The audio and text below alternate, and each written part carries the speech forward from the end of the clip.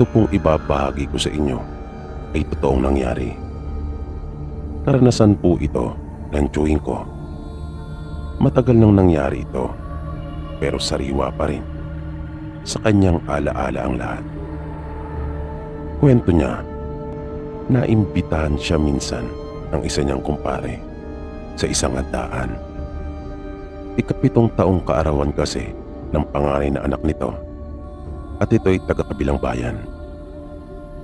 Kwento niya, nakapasarap siya sa pakikipag-inuman. Kung kaya ginabi na siya ng uwi. Inalok pa nga siya noon ng kanyang kumpare na doon na lang muna matulog sa kanila. Pero tumanggi si Angkol. Kaya bitbit ang kanyang flashlight ay naglakad siya pa uwi sa kanila. Nang mag-iisang kilometro na ang nalalakad niya mula doon sa bahay ng kanyang kumpare, ay bigla na lang gumuhi ang isang napakatalim na kidlat sa kalangitan at dumagundong ang malakas na kulog. Bigla na lang sumama ang panahon. Pero nung mga oras na yon ay hindi pa bumubuhos ang ulan doon sa puo kung nasaan siya. Kaya nagmadali si Angkol hanggang sa bigla siyang napahinto dahil napansin niya na hindi niya yata nadaanan yung malaking puno ng balete. Kaya nagtaka siya. Inilawan at pinagmasdan niya ang kanyang paligid at naisip niyang tama naman ang kanyang dinaanan. At muli na namang gumuhit ang kidlat at nasundan ng malakas na kulog. Kaya nagpatuloy na siya. Inisip na lang niya na baka nadaanan na niya yung malaking puno at hindi lang niya siguro napansin kanina. Makaraan ng ilang minuto pang paglalakad ay napahinto muli siya dahil bumungad sa kanya ang mga nityo at mga krus na tanda. Kaya dahan-dahan niyang iginala ang kanyang paningin. Bigla siyang kinilabutan. Laking pagtataka niya kung bakit naroon na siya sa sementeryo. At nang tatalikod na siya upang bumalik, ay nagulat siya nang tamaan ng liwanag ng kanyang flashlight ang makapal na halamanan at nagtataas ang mga talahib. Bakit nawala na yung daan? Naitanong niya sa kanyang sarili na sandaling panahon pa lamang ang nakakalipas at kakadaan pa lamang niya doon. Dito na siya nagsimulang kutuban ng hindi maganda. Hindi siya kumilos sa kanyang kinatatayuan at hinawakan na ang kanyang itak. At nang may narinig siyang mga kaluskos, ay agad na niya iyong binunot. Hindi niya inalis ang kanyang pagkakatitig doon sa pinanggagalingan ng tunog. Inihanda niya ang kanyang sarili. Hinawakan niya ng mahigpit ang kanyang itak. Biglang tumigil ang mga pagkaluskos. Maya-maya ay may nakita siyang unti-unting lumalabas doon sa may nicho. Napakunot noo siya at sinipat na mabuti kung ano iyon. Hanggang sa tuluyan na iyong makalabas. At kitang-kita niya ang isang balbal na aswang na lumabas mula roon sa nicho. Agad niyang sinigawan ito at nagpanggap na kaanak niya yung bagong libing doon. Itinaga niya ng makailang beses ang hawak na itak sa lupa at takmang susugurin yung aswang, na nang makita naman siya ay mabilis na itong kumaripas ng takbo at tumakas. Napabuntong hininga siya ng malalim at nakahinga ng maluwag. Nang gumana ang naisip niyang parang iyon. Paliwanag sa akin ni Angkol, kahit kasi aswang ang mga ito, ay nakakaramdam pa rin sila ng tinatawag na guilt sa kanilang mga sarili. Kaya nang magpanggap siya na kaanak yung bangkay na nilalantakan ng balbal, ay mas pinili nitong tumakas kesa ang sugurin siya. Pero kung hindi niya yon ginawa, may posibilidad na lumaban ito. Kahit pa sabihing mga patay lang ang kanilang kinakain. Dahil sa pang-aabala niya at pagpigil sa ginagawa nitong pagkain. Naramdaman kasi nito ang kanyang presensya kung kaya tumigil at lumabas ng nicho. At matapos iyon ay biglang nagbago ang paligid. Nang lingunin niya ang kanyang likuran ay naroon na at nakita niyang muli yung daan. Na napailing na lamang si Angkol at nasabing bakit hindi daw niya kaagad nakita iyon kanina. Na iniisip pa rin niyang normal lang ang lahat at namamalikmata lamang siya. Ibinalik niya ang kanyang itak sa lalagyan nito at kanya na sanang tatahakin yung daan na iyon para makabalik sa tamang daan para makauwi na sa kanila, ay bigla na lang may sumulpot na liwanag sa kanyang harapan na mga 2 tipa lamang ang layo mula sa kanya. At may narinig siyang tinig. Boses iyon ng isang dalaga at narinig niyang nagpasalamat ito sa kanya. At doon na naunawaan ni Angkol ang lahat ng kanyang mga naranasang kababalagan nung gabing iyon. Matapos ang mga pangungusap na nagmula sa liwanag, ay bigla na rin iyong naglaho. Umuwi na si Angkol at kanya namang narating ng payapa ang bahay nila.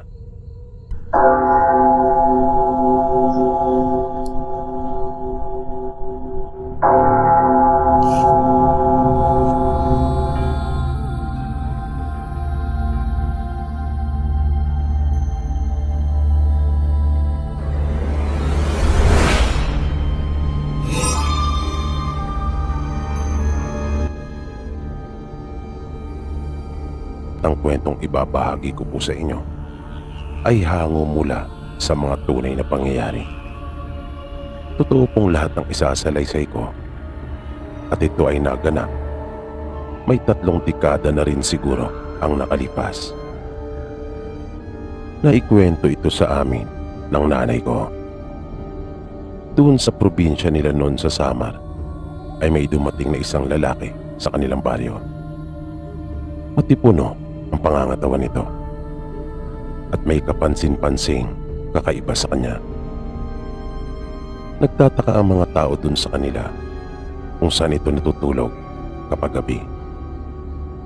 Basta tuwing umaga ay nakikita nila itong nagpapagala-gala sa lugar nila. At kung minsan naman ay nakaupo lang doon sa may malit na tindahan ng kababaryo nila na tawagin na lang natin sa pangalang Aling Bebang. Wala naman daw maglakas loob na magtanong sa lalaki kung taga saan ito at kung ano ang pakay niya sa kanilang lugar. At ang nakikita nilang kadalasan nakakausap nito ay ang mga bata. Nang 3 araw na ng lalaki doon sa nayo nila, ay nagulat silang lahat nang mamatay ang isa nilang kababaryo na si Aling Merced. Kilala si Aling Merced sa kanilang lugar. Isa kasi ang angkan nito sa mga kauna-unahang nakatira doon. Sila rin ang may malawak na lupain at matulungin ang pamilya ng mga ito sa mga nangangailangan. Kaya marami ang nagdalamhati sa biglaang pagkawala nito. Normal lang naman at karaniwan yung mga biglaang namamatay dun sa kanilang lugar. Pero ay kinatakot ng mga taga roon sa kanila ay yung hindi pangkaraniwan itong pagkamatay na hinala kaagad ng marami. Hindi karaniwang tao ang gumawa nito. Dahil doon, kung kaya naging listo at mapagmatsyag bigla ang mga tao dun sa kanilang lugar. At nasundan pa ang mga namatay sa kanilang baryo. Sumunod naman ang isa pang babae na tindera ng kakanin at matapos iyon ay si Mandado. na kilalang panday doon sa kanilang nayon. At halos magkakapareho ang paraan ng kanilang pagkamatay. Mabilis na lumaganap ang takot sa kanilang baryo at ang kanilang pinaghihinalaan ay yung estranghero na bagong salta sa kanilang lugar. Pero wala naman silang matibay na ebidensya. Kung kaya, minabuti na lang nilang iwasan yung lalaki at wag na lamang lumabas kapag gabi ng kanilang mga bahay. Pero magmula din noon ay naging payapa na at tahimik ang baryo nila. Nawala na rin ang mga biglang nagkakasakit at namamatay. At kasabay noon ay naglaho na rin yung lalaki.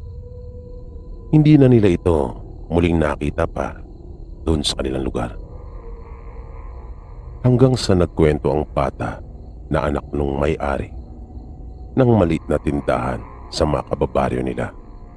Sabi nito, ipinakita sa kanya nung lalaki kung bakit pinatay si Aling Merced at dalawa pa nilang kanayon. Pinatay sila dahil mga masasama. Pagkukwento pa ng bata, si Aling Merced ay isang batikan at matinik na mangkukulam, habang yung dalawa naman ay parehong aswang, na silang tatlo pala ang dahilan ng mga nagkakasakit at namamatay doon sa kanilang nayon. Naging interesado sila sa mga sinabi ng bata, kung kaya nag-usisa pa ang mga tao sa kanya. Pinipigilan ito ng kanyang ina na si Aling Beba, ngunit iyon umano ang bili ng estranghero sa kanya. Dapat umanong malaman ng mga tao doon sa kanilang lugar. At wala daw itong dapat na ikatakot o alalahanin, dahil babalik yung lalaki kung sakaling malagay sa panganib yung buong pamilya ng bata. At ikinamangha nilang lahat nang idetalye ng bata ang buong nangyari. Nang tanungin siya kung paano niya nalamang lahat iyon at sa paanong parang ipinakita sa kanya ng lalaki, ay lalo silang nagulat. Kwento ng bata, umaga noon, isang araw bago mawala yung lalaki, ay nakisuyo ito sa kanya. Inutusan siya nito na kumuha ng plangganita na may laman tubig. Ang buong akala pangaraw niya ay maghihilamos ito, pagkat parang kagigising lang. Ngunit nagulat na lang siya nang bigla nitong ipinikit ang mga mata, na parang nagdarasal, at umusal ang mga kataga na hindi niya maintindihan ng pabulong. At ilang sandali lang ay nagsimula nang lumabas ang mga larawan sa tubig. Pagtatapat pa ng batang babae, para umano siyang nanunood ng isang palabas sa telebisyon. Pero nagulat siya nang makita at makilala niya ang mga taong naroon sa kanyang pinapanood.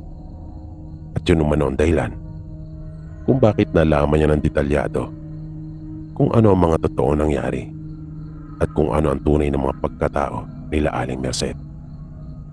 Pero tama umano ang mga kababaryo nila sa kanilang hinala, na yung estranghero nga ang siyang pumatay sa kanila. Pero may matibay na dahilan umano yung lalaki, pagdiriin pa ng bata sa kanila. At para umano iyon sa kapakanan nila at ikatatahimik ng kanilang baryo. At ang batang babae na yun, Sir PB, ay ang nanay ko.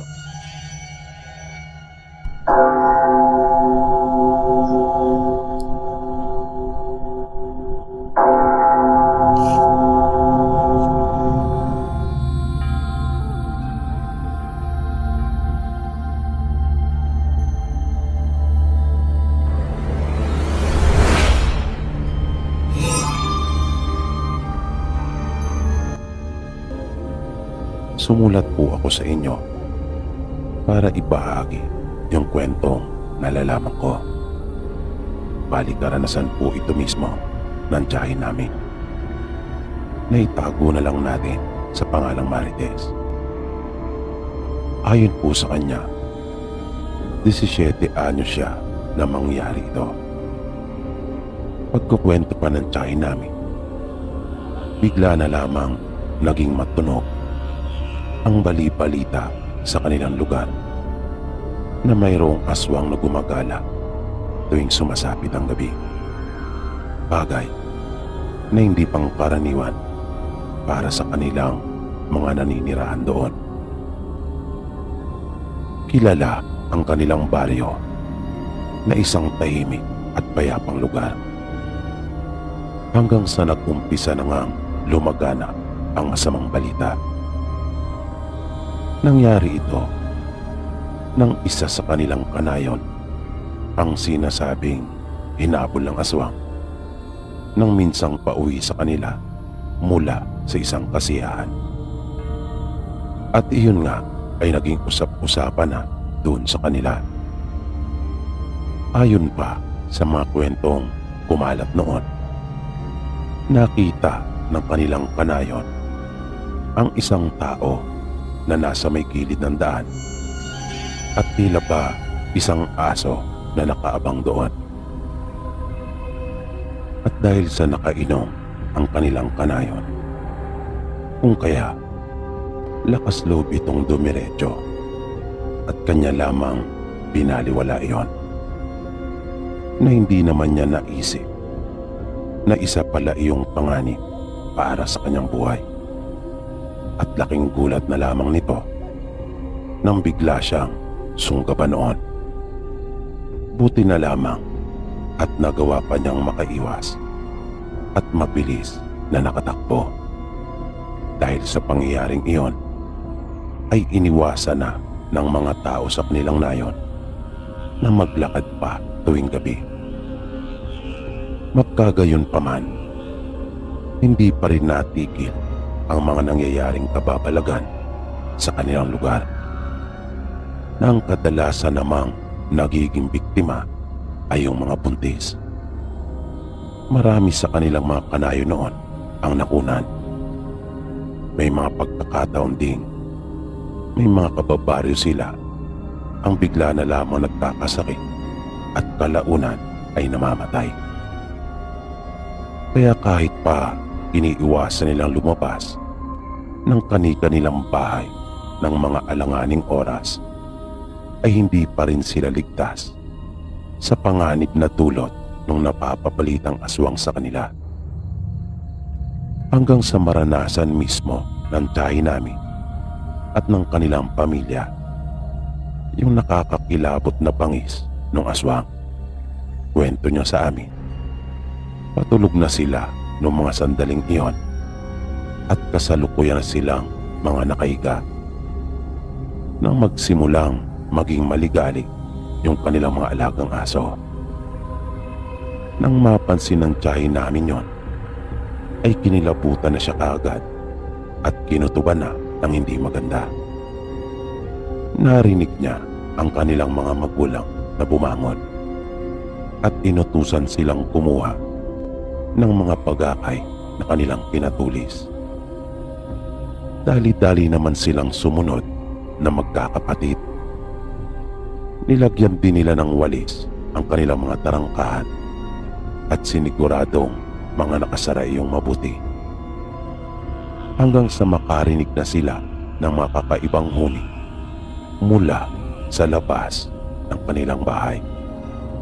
Kung kaya, mas lalo pang tumibay yung kutob nilang sila na ang punteriya ng aswang. Pero ang tatay nila noon ay hindi man lang nila kinakitaan ng kahit na kaunting takot. Bagay na nagpalakas din ng kanilang mga loob. Ang bahay nila noon ay yari sa makakapal na tabla. Kung kaya, panatag sila na hindi mababasta-basta ng aswang na makapasok agad. Pero marami umanong ginawang pamamaraan yung aswang. Andyan yung kinakalmot nito ang dingding ng kanilang bahay at nagpapalipat-lipat ito ng pwesto. May pagkakataon ding ginagaya nito at lumilika ng mga tunog ng iba't ibang hayop at kahit mga boses ng tao ay kaya rin itong gayahin. Pagkat kahit ang kumpare ng tatay nila ay ginaya din ito. Namuntik pa nga silang maniwala. Buti na nga lang at nagkaroon agad sila ng pagdududa. Kaya hindi tuluyang lumabas ang kanilang ama. Natatandaan din ng tiyahin namin na binato ng makailang ulit ang kanilang bubungan na ikinagalit na talaga ng kanilang ama. At kanya iyong pinagsalitaan ng mga masasakit na pananalita. Hinamon niya rin ito ng paulit-ulit at sinabihan ng duwag. At mas lalo naman itong nagalit at nagpilit na makapasok. Naisipan ng aswang na gibain at palakihin yung butas doon banda sa kanilang kusina. Pero mabilis iyong tinakbo ng tatay nila at pinundayan ng taga. Sabi ng tiyahin namin, nakita pa nila ang mapupulang mga mata noon na tila ba nagbabaga talaga sa kadiliman ng gabi na bumabalot sa labas ng kanilang bahay. Maliban doon, ayun lamang ang nahayag sa kanila pagkat may kadiliman. Pero alam nilang tinamaan iyon ng kanilang ama dahil hindi iyon nagtuloy pa sa kanyang ginagawa at sa halip ay nagmamadaling nilisan yung bahaging iyon ng kanilang bahay. Matapos iyon ay galit na tinungo ng kanilang ama ang harapan nilang pintuan. Pinigilan naman ito ng kanilang ina. Kahit sila ay hindi sang-ayon sa gagawin nito. Ngunit hindi na nila ito naawat pa. Sinabi na lang nito sa kanila na intindihin na lamang nila yung kanilang mga hawak na bagakay at sino mang pumasok sa kanilang pintuan ay kanila kaagad natusukin. At binuksan na nga ng kanilang ama ang pinto. Nagtago naman sila sa magkabilang gilid at hinawakang mabuti yung kanilang mga bagakay. Muling hinamon ng kanilang ama yung aswang at sinabihang magpakita. At kung talagang matapang umano ito, ay kanya siyang harapin. Hanggang sa nakita nilang sumisenyas yung kanilang ama na inaaya at sinasabihan yung kanyang kausap na sugurin siya. Kitang-kita nila ang matinding galit sa muka ng kanilang ama. Walang tigil nitong minumura yung kanyang kausap. Kaya kinilabutan ng gusto ang tiyahin namin. Dahil naisip niyang sa paraan ng pakikipag-usap ng kanilang ama ay tila ba ilang hakbang lamang ang layo ng aswang sa kanila. Nagkatinginan silang magkakapatid, pati na ng kanilang nanay. Inihanda nila ang mga sarili. Matinding kaba na ang nararamdaman nila nung mga oras na iyon, kwento ng tiyahin namin. Dahil naisip nilang anumang oras ay maaari na iyong sumugot at sunggapan ang kanilang ama. Pero makaraan pa ang ilang sandali ay narinig nila ang kanilang ama na tinutuya yung aswang at sinasabihan ng duwag at walang kwenta. Palatandaan iyon na hindi nadaig yung tinatawag na udom ni tatay ng aswang at kusa na ring umalis yung aswang. At doon palang umano sila nakahinga ng maluwag. Pero ang hindi nila alam ay mas malala pa pala ang kanilang sunod na mararanasan. Dahil ng sumunod na gabi ay hindi lamang isa ang sumugod sa kanila. Tila isang buong angkan ang dumagsak sa lupang kanilang nasasakupan. Nasabi pa nga ng tiyahin namin, aakalain mo raw talaga na sila ay magpapaani. Pagkat hindi bababa sa 15 ang bilang ng mga ito na nakasuot ng karaniwang kasuotan na ginagamit noon sa pag-aani. Buti na lamang at naipamalita nila sa kanilang mga kanayon ang ukol sa nangyari noong nagdaang gabi. Kung kaya, may ilan silang mga kamag-anak at kaibigan na naroon sa kanilang bahay noong mga oras na iyon. Katatapos lang nilang maghapunan nang dumating ang mga ito at kasalukuyan nagtatagay ang tatay nila kasama ng ilan pang mga kalalakihan. Kaya nang mapansin nila ang pagdating ng mga ito, ay napatayo silang bigla at mabilis na hinagilap ang kanilang mga itak. Habang yung iba naman sa kanila, kabilang na ang mga kababaihan, ay yung mga bagakay na pinatulis ang kanilang inakuha. At hindi tulad nung nagdaang gabi na isinara nilang mabuti ang kanilang mga tarangkahan. Sila ay lumabas, hawak na ang kanilang mga bagong hasa na itak at mahabang kawayan. Tila nagulantang naman ang mga bagong dating at lubhang hindi nila inaasahan ang kanilang madaratnan. Hindi nila akalaing paghahandaan din pala sila ng magkakanayon. Pero saad ng tiyahin namin, nung mga sandaling iyon, ay kinakabahan talaga sila ng kanyang mga kapatid at ina. Gayon din ng iba pang mga kababaihang naroon nung mga sandaling iyon.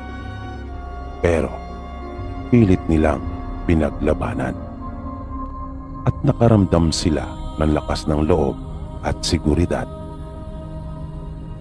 dahil na rin sa tapang na ipinakita ng mga kalalakihang nangunguna. Sabi pa nga ng tiyahin namin, iba daw talaga kapag nagkakaisa, na kahit pa matinding takot ay kayang-kayang mapagtagumpayan. Noong mga pagkakataon na iyon ay wala umanong nangyaring pag-uusap, tanging pagpapakiramdaman lamang umano, na tila ba naghihintay kung sino ang unang gagawa ng hakbang. Pag-aamin pa ng tiyahin namin, nakakatakot daw talaga yung mga ayos at itsura nila. Pero paglilinaw niya, mga nasaan yung tao naman silang lahat. Yun nga lang, kakaiba talaga yung pagkamabalasik ng kanilang mga mukha. At kapansin-pansin din yung bahagyang pagbabago ng mga iyon. At may hawak-hawak din ng iba sa kanila na mga itak. Makalipas ang ilan pang minutong pagpapakiramdaman, ay nakita na lang nilang unti-unti nang umatras at nag-alisan ang mga ito. Bagay na ikinatuwa naman umano ng tiyahin namin at ng iba pang naroon, pagkat hindi natuloy yung napakalaking gulo sa pagitan nila, dahil kung nagkataon ay siguradong marami ang mamamatay. Ilang gabi pa silang sinamahan ng kanilang mga kamag-anak at kanayon dahil naisip nilang baka muli pang bumalik ang mga ito. Pero sa kabutihang palad ay hindi na nila nakita pa kahit ang anino ng mga ito. At tuluyan na ring natigil yung mga kababalagang minsan ang pumalot sa kanilang nayon. Paniwala ng marami sa kanila, ang mga iyon ay walang permanenteng tirahan at mga nagpapalipat-lipat lamang. At sa kanilang palagay, nung mga panahong iyon ay lumipat na uli ang mga ito sa ibang lugar. Dahil sa natigil na yung mga biglaang pagkakasakit at pagkamatay sa kanilang baryo. Ganon din yung malimit na pagkakunat ng mga buntis sa kanilang nayon. At yan po, Sir Pipi, yung naging karanasan ng tiyahin namin, na hindi nila lubos akalain na isang angkan pala ng mga aswang ang minsang dadayo sa kanilang nayon.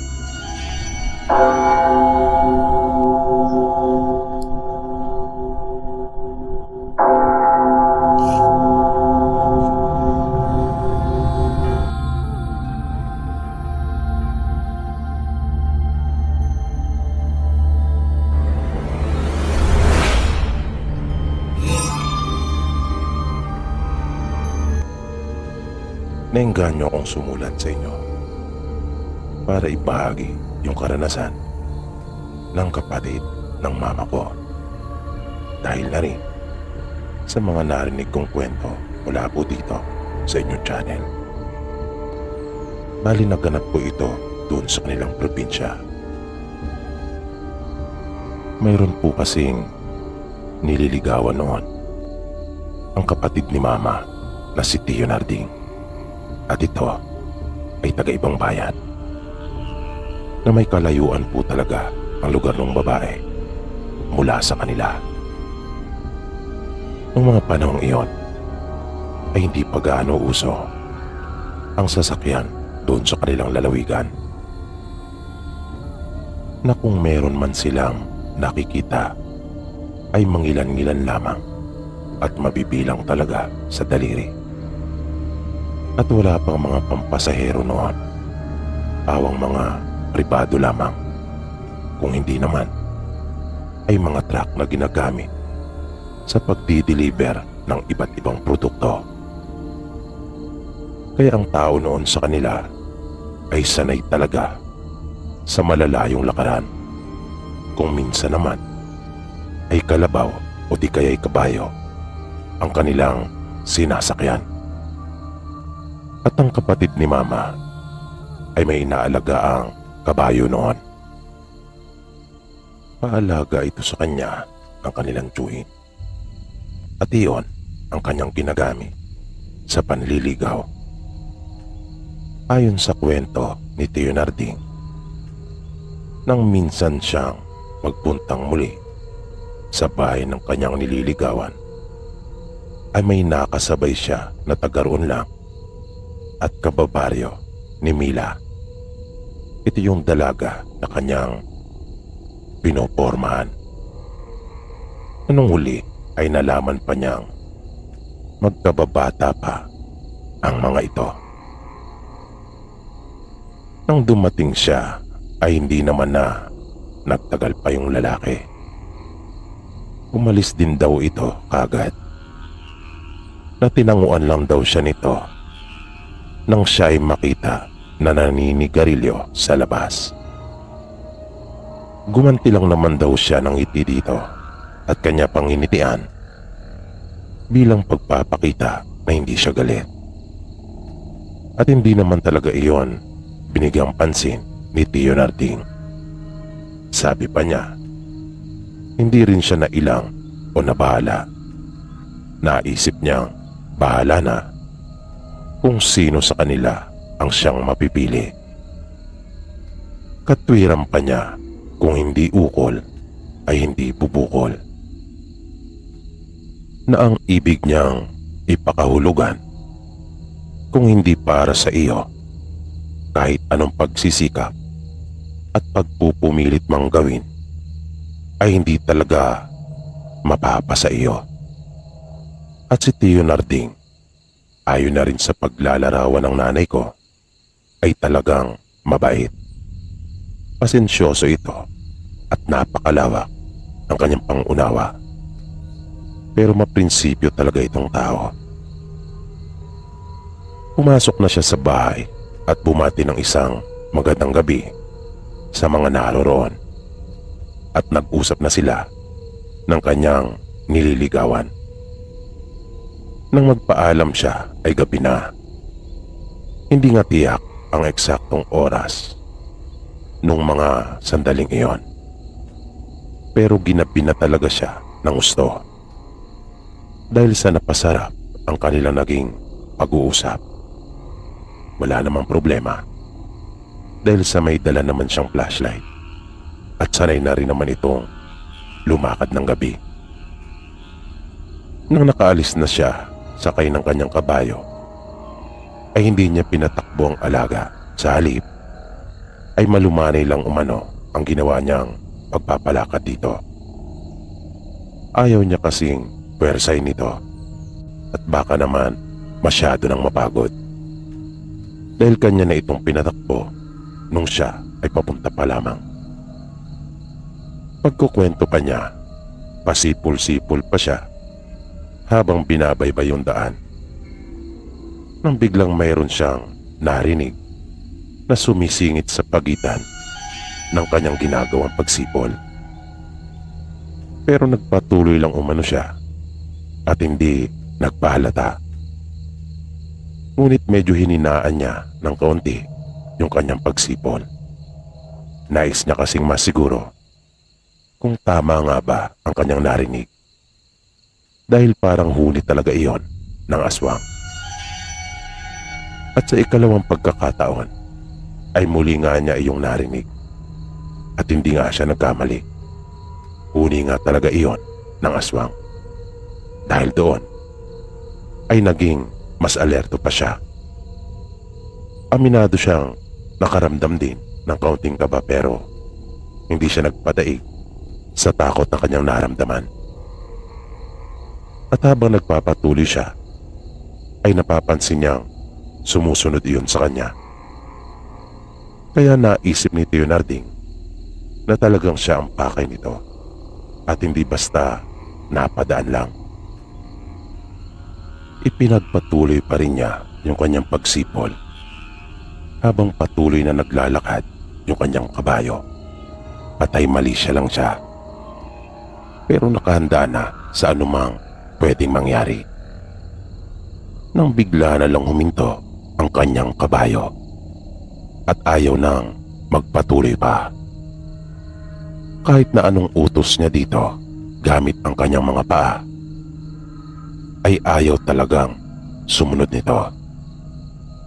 Bahagya pa nga niya itong hinagupit sa tagiliran upang mapilitang sumunod.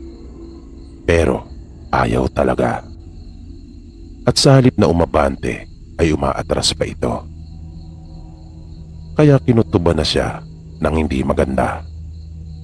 Naalala niyang bigla yung ibinahaging kwento ng kanilang lolo tungkol doon.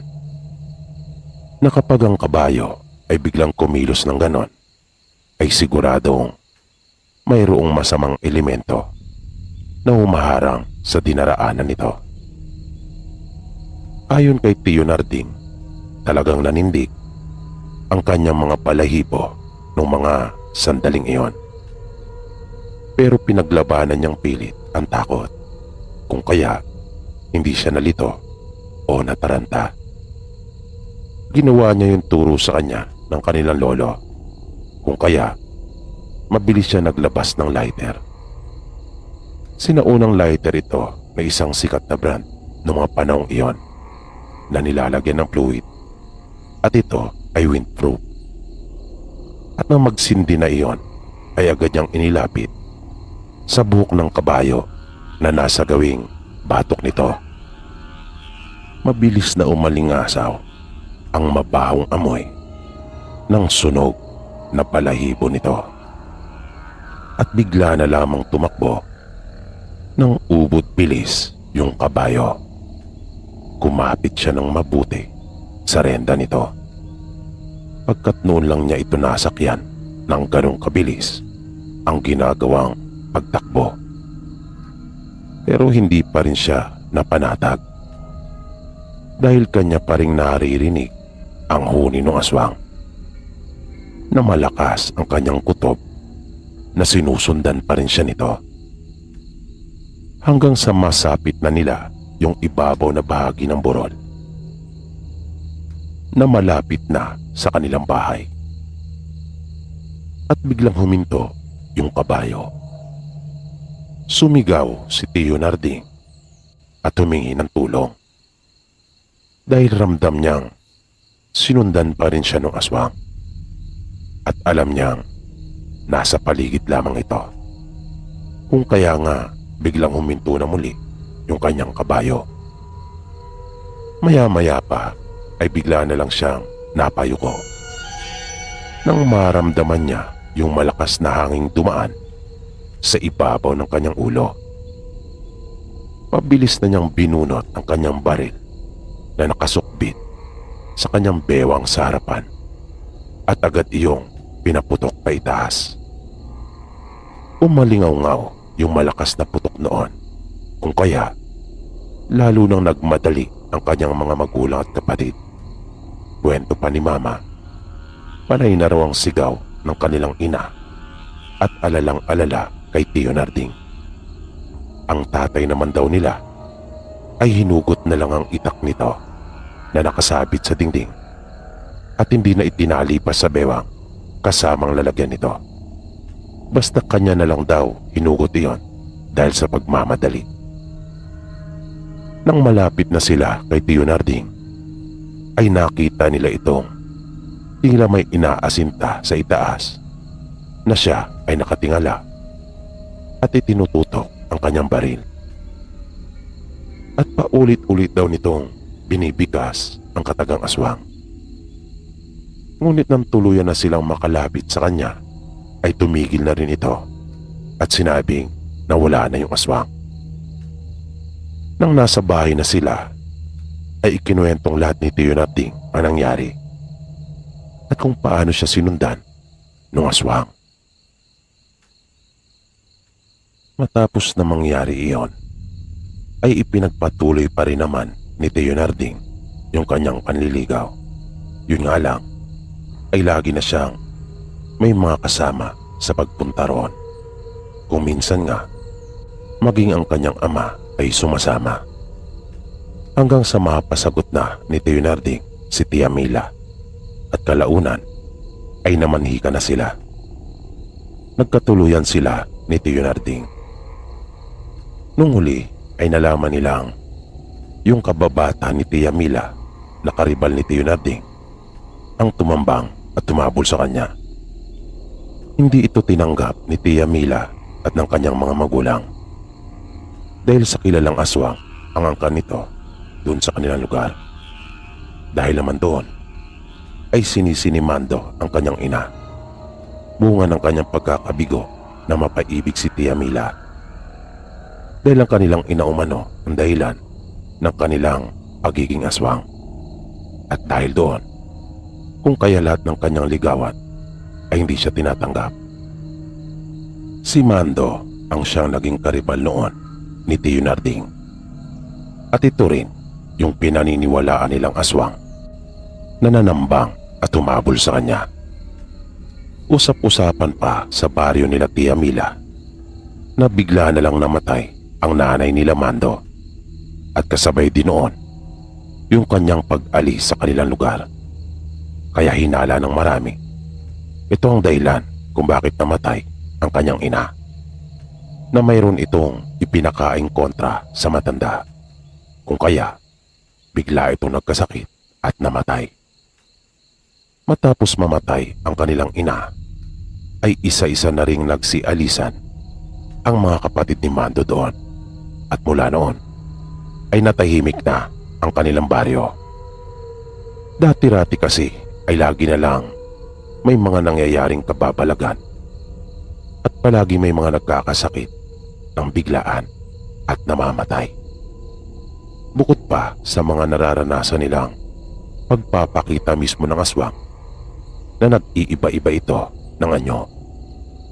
At iyon na nga, nang tuluyan ng mawala doon ang pamilya nila Mando, ay natahimik na ang kanilang baryo.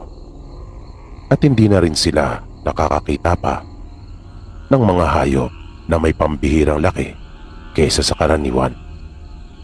at natigil na ang mga hindi maipaliwanag na pagkamatay ng kanilang mga kababaryo.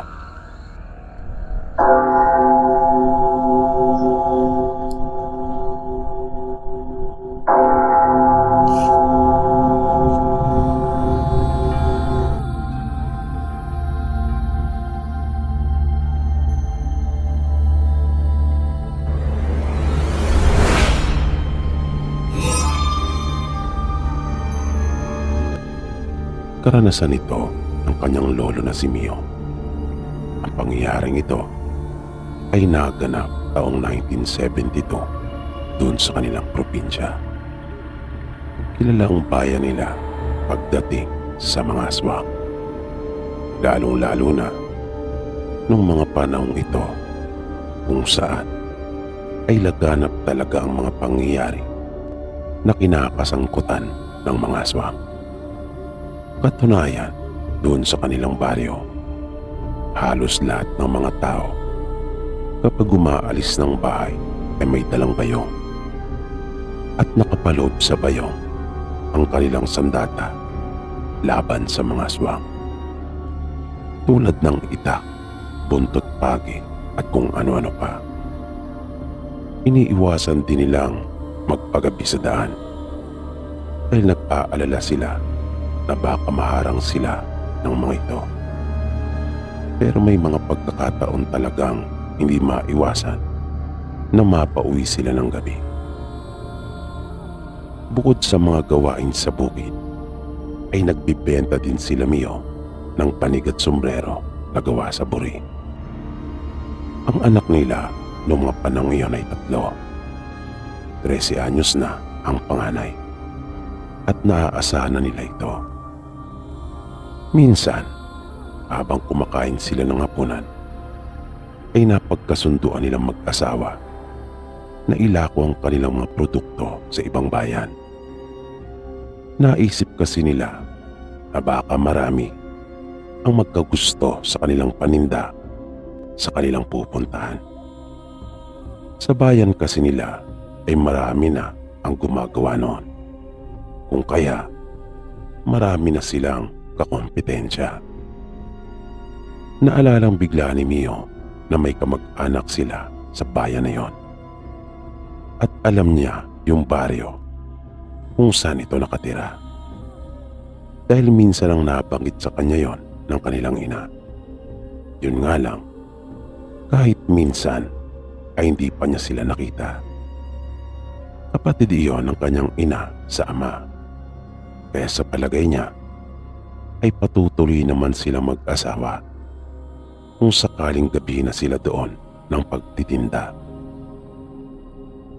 Kaya ng mga sumunod na araw ay gumawa sila ng banig at sombrero na kanilang dadalhin sa bayan na iyon.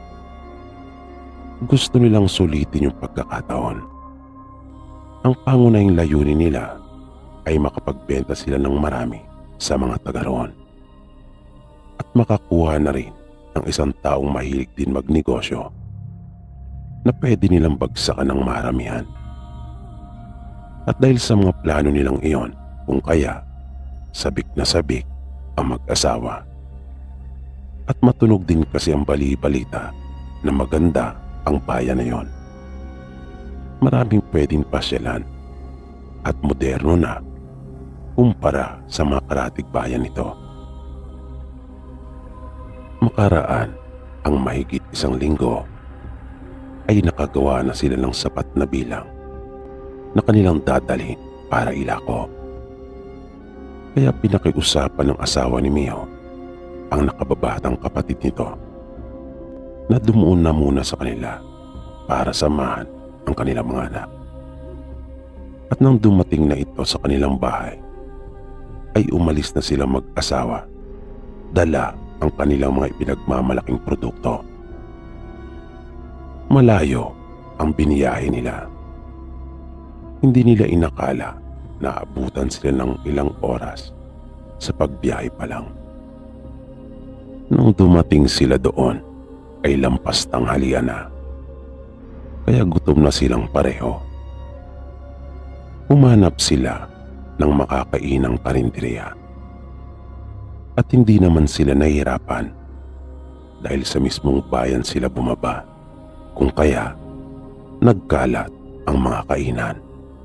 Yun nga lang, tinitipid nilang mag-asawa yung dala nilang pera, lalo na at wala pa silang naibibenta.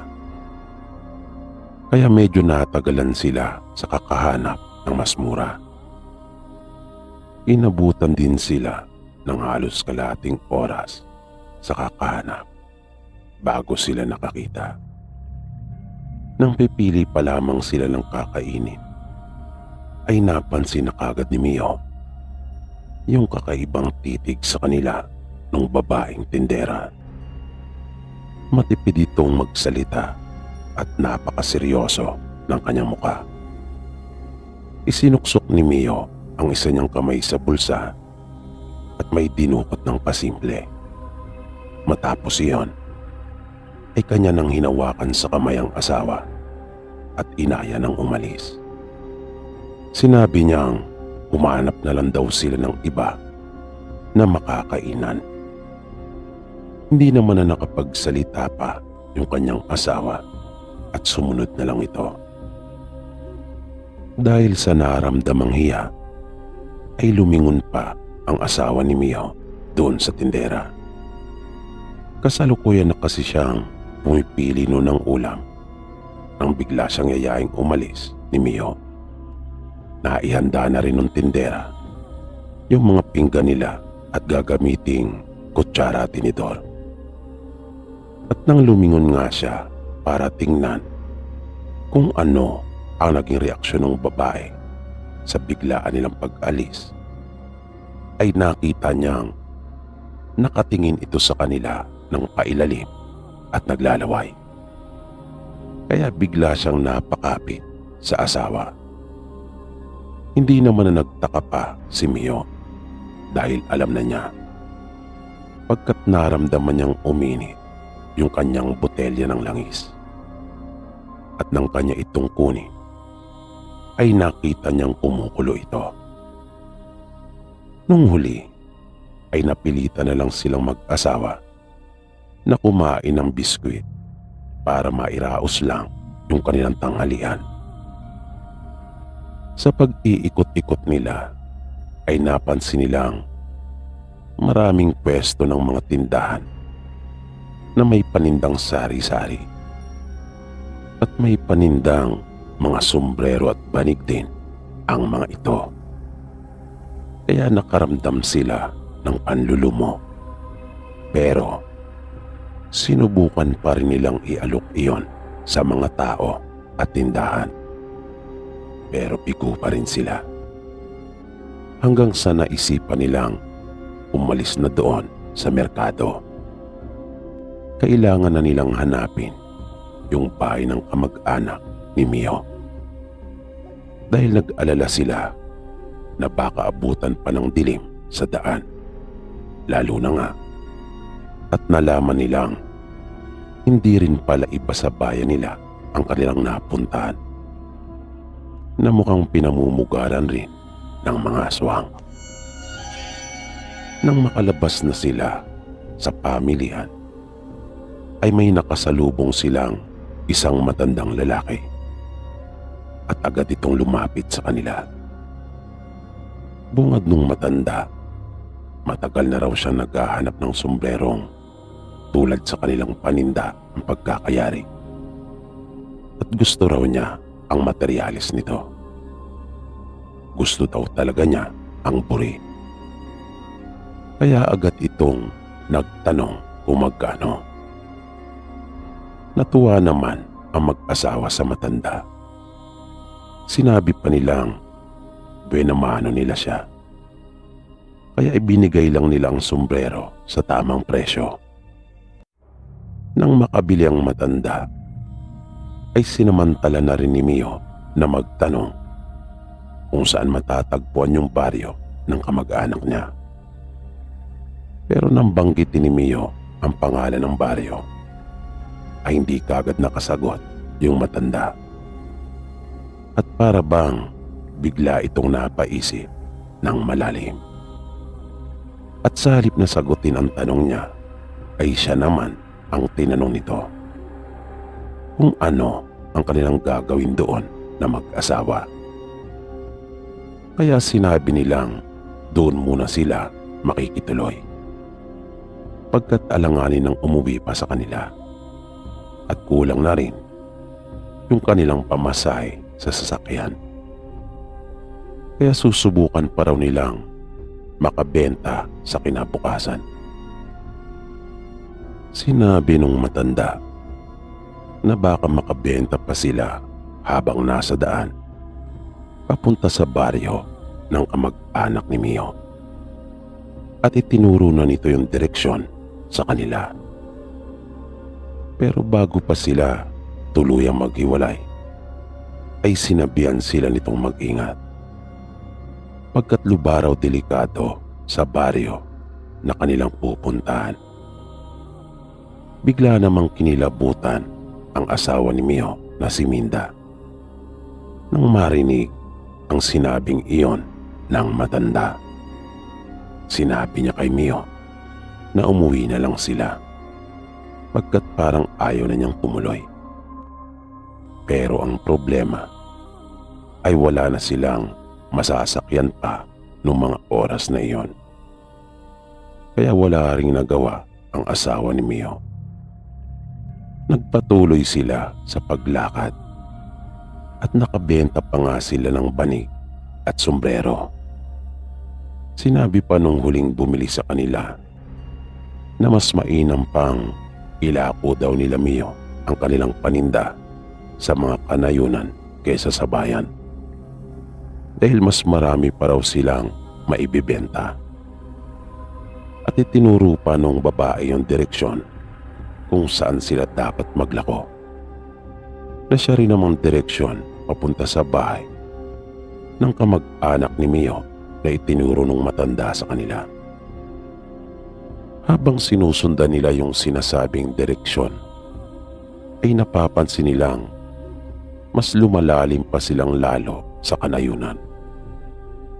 Nagiging masukal na rin ang lugar at napakaraming puno. Mag-aalas 5 na noon ng hapon. Kaya mas nagmadali pa sila, dahil ilang saglit na lang ay magdidilim na. At bawat madaanan nilang bahay ay nag-uusisa sa kanilang dalang paninda. At natuwa silang mag-asawa dahil bumibili ang mga ito, at itinuturo pa sila sa kasunod na bahay. Ang lalayo ng agwat ng mga bahay doon, kung kaya mas lalo pa silang lumayo sa pinakapangunahing kalsada. Ayos lang din naman kanila Mio, dahil papunta nga rin naman sila sa kapatid ng kanyang ina. Nang mga pasado 6:00 na, ay tuluyan ang kumalat ang dilim. Sakto namang ilang metro na lang ang layo nila mula sa bahay ng kanyang tiyahin. Abot tanaw na nila yon. Pero napapansin nila mag-asawa na para bang may mga sumusunod na sa kanila. Kaya nagmadali sila, at malayo pa sa bakuran ng bahay ay tumawag na sila at bumati ng maayong gabi. Nagtao po din sila. Maya-maya ay may nakita silang biglang sumilip sa may bintana.